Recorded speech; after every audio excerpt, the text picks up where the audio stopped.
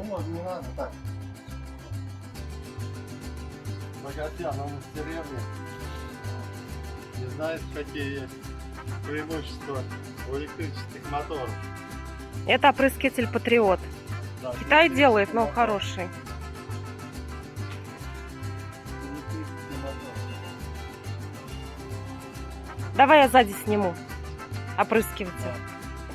Развернись. Угу.